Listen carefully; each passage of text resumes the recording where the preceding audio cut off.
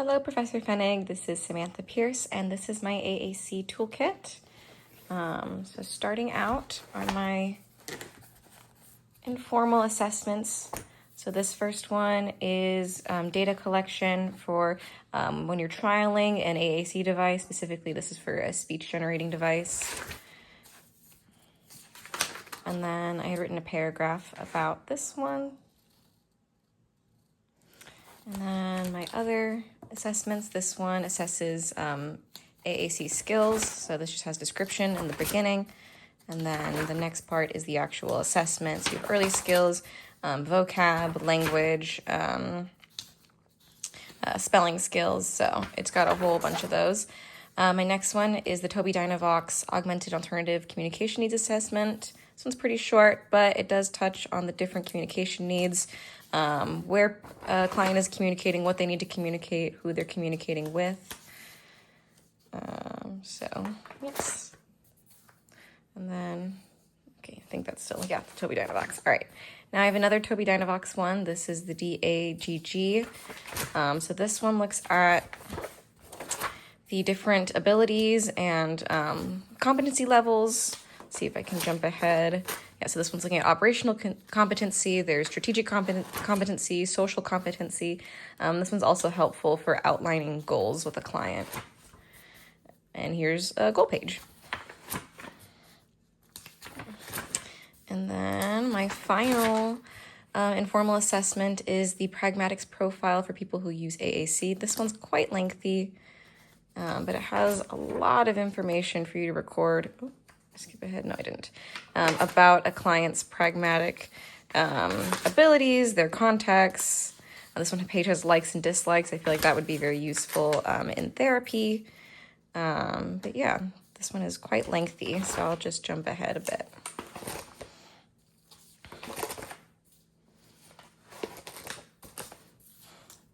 That's where my printer got jammed. Okay, so those are all my informal assessments. This is the first of my articles. This one is about fostering literacy in children who need an AAC device. So it's pretty brief. It's not a research article or anything, but it's from AshAwire.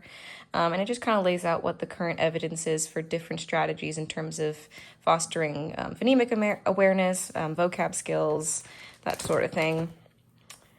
This one is a similar vein. This one focuses on vocab intervention, though. It's a comparative study between two kids, and it just explores, it's a research article exploring different strategies to improve vocabulary for those with AAC devices. This one was really interesting to me. It's a study that was helping families and clients with AAC devices be prepared for emergencies and disasters because, I mean, some people with AAC devices can't necessarily call 911. So this study just dove into that, and I thought it was really cool. This one was basically teaching elementary age peers, like normal, typical language peers, how to interact with those with an AAC device. So it was just strategies to foster relationships and communication there. I thought that one was particularly interesting. And here's my article about that. And then finally, I just have a brief article from AshAwire again that's talking about billing for AAC. And it basically just addresses frequently asked questions that clinicians have about like billing codes and how to work that out with Medicaid. So this one I actually thought was really handy because I have my little paragraph about it because that wasn't something I'd ever really thought about. Okay, and then I'll go through briefly the different systems I reviewed. This was the NovaChat 10. It's a high-tech device, dynamic display. It has a digital output. And then this was a mid-tech, the Big Mac Switch. You can only do one message, but it can be 2 minutes long, up to 2 minutes long.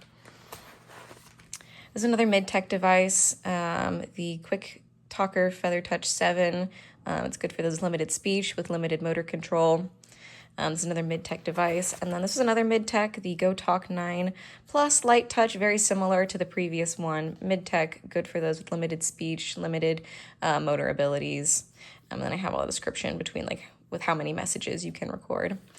And then finally, I have an eye gaze board. So this is a light tech device. It's good for those with little to no speech and with little to no motor abilities, but they do need to be able to move and control their eye gaze. And then finally, I'll go into my devices. So this is the first of my communication devices that I might use in assessment. This is a keyboard. So on this side, I have the QWERTY with a couple of helpful icons just for frequently used phrases or if you need to express something more complex quickly. And then the other side, we have another keyboard, but this one's ABC. It has similar icons for quick phrases, quick frequently used phrases. So that's my first item. My next one is an eye gaze board. So I made this eye gaze board. It's got 8 items. They're Velcro. You just put it back on, and I duct tape it so it's durable, and also you can write on it in the back with an Expo marker and then wipe it off. And then I have this core communication book. Ideally, I would love to use this as sort of like with a stand-up binder as like an easel, but I only have a regular binder, so that's what this looks like now. It's got these really helpful tabs on the side. So it's got different topics, but they're all like sort of closer to core words. Some of them become a little more fringe. All the pages with the tabs on the side, the items are just one word. And then if you go to the ones with the bottom tabs, so if I go to say reading, these become phrases. And then you see that again with like the TV one. And I thought this was handy just in terms of assessment. Seeing if a child could use a device that had longer phrases as part of its items. But that would be, determined by literacy ability. So I had this one. And then I had one more thing. It's not necessarily a different device. It's another communication board, but I thought it was really interesting and easy to make. So this is a communication board, but it's for specifically a hospital setting. It's got like a pain scale, it's got yes, no, and it's got a bunch of different icons of typical things you might need to talk about or ask questions about in a hospital setting. It's 2-sided.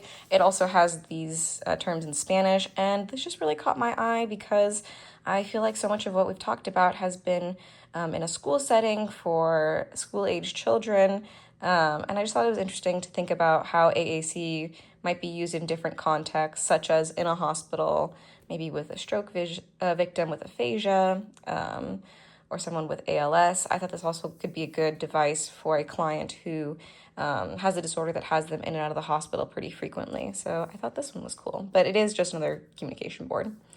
This is my AAC toolkit.